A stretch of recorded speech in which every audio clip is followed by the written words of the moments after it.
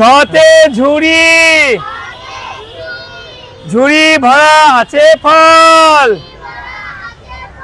ইংলোতে mu. সুপ্রিয় দর্শক শ্রোতা, আমরা এখন যে শিক্ষক শিক্ষাদান করছে সুবিধাবঞ্চিত শিশুদেরকে, তার কাছ থেকে শুনবো এই শিক্ষার সূচনা কিভাবে হলো, কিভাবে উনি এটা শিক্ষা দিচ্ছে।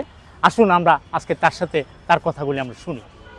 আসসালামু আলাইকুম। ওয়ালাইকুম আসসালাম। জি, কেমন আছেন আপনি? জি, ভালো আছি, আল্লাহর দয়ায়।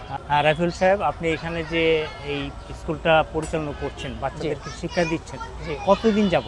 এটা আমি ওই যে আপনার করোনা যখন শুরু হলো, করোনার সময় তখন থেকে শুরু হয়েছে। তো অনেক বছর যাব। জি জি। তো এরা কোন শ্রেণীতে পড়ে, এরকম কোনো জি জি, আমি আমার দেখা যাচ্ছে আমার মূল টার্গেট হচ্ছে যে যারা স্কুলে যায় না তাদেরকে আমি অক্ষর জ্ঞান শেখাই।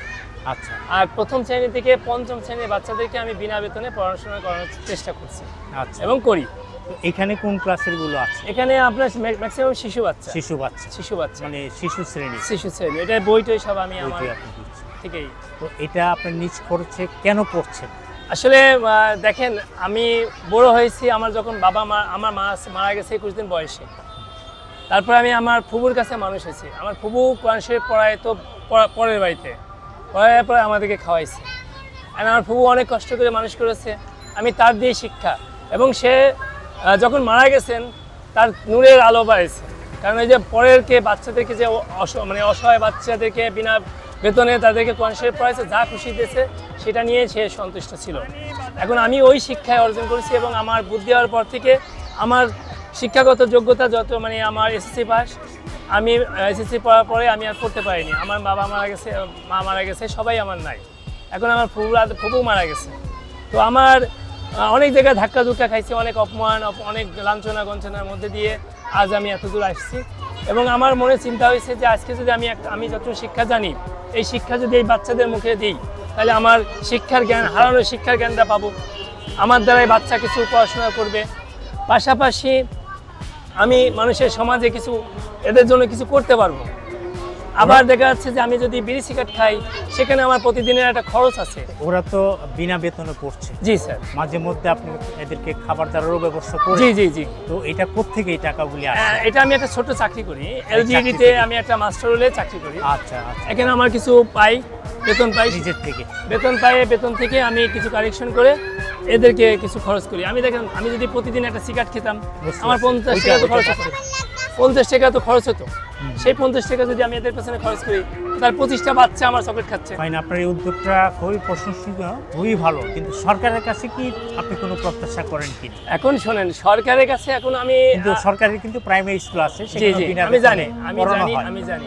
এখন বিষয় হচ্ছে যে সরকার আমাদেরকে দেবে কিনা আমি বলতে পারবো না, তবে আমার চাওয়া হচ্ছে কি, এই যে বস্তিতে যারা কাজ করে, বাসা বাড়িতে দেখবেন যে অল্প বয়সে তাদের বিয়ে হয়ে যায়। এরা কিন্তু লেখাপড়া জানে না। দেখেন যে অল্প বয়সে এরা কিন্তু প্রেম করে বা বিভিন্ন জায়গা থেকে বাড়ায় চলে যায়, বিভিন্ন রকম সমস্যা হয়। কারণ বাচ্চাদের উপর কোনো খেয়াল রাখতে পারে না, বাসায় কাজ করে, কিংবা দেখা গেছে বাবা আছে মা নেই, মা আছে বাবা নেই, এইভাবেই। হ্যাঁ, মা যদি কাজ করে, বাবা যদি না থাকে, তাহলে তো তাকে কে দেখবে? সমস্যা হচ্ছে।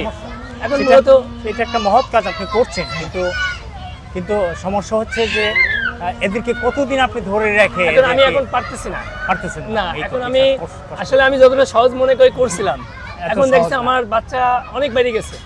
কারণ আমার যখন বাচ্চা শুরু করি, তখন আমার 5টা বাচ্চা নিয়ে শুরু করি। আচ্ছা, এখন আমি বুঝতে পারি কতজন আছে। এখন আমার প্রায় 150-200 বাচ্চা আছে চারিদিকে, সব এখানে আছে, বিভিন্ন বস্তিতে, আমার সব জায়গায়। আমার মনে হয় যে আপনি সরকারিভাবে একটা কিছু পেলে বোধ আপনি আরো ভালো কিছু করতে পারবেন।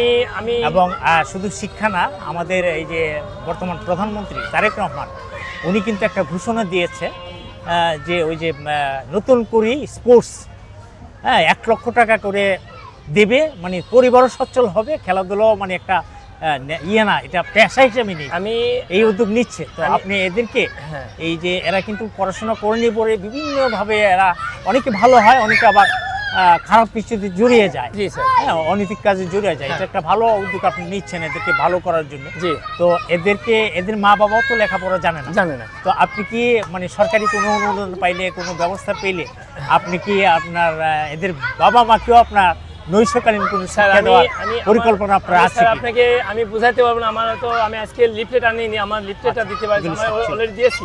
আচ্ছা স্কুলে না যাওয়া বাচ্চা তো আছেই, আচ্ছা। পাশাপাশি বয়স্কদেরও আমার ব্যবস্থা নিয়েছি এবং নৈশ বিদ্যালয় আছে। সমাজ কল্যাণ সংস্থা মানে সমাজের যত রকম সমস্যা আছে সেগুলো আমি তুলে ধরছি। থ্যাংক ইউ, ভালো থাকবেন। জি, Most আসসালামু welcome. আলাইকুম।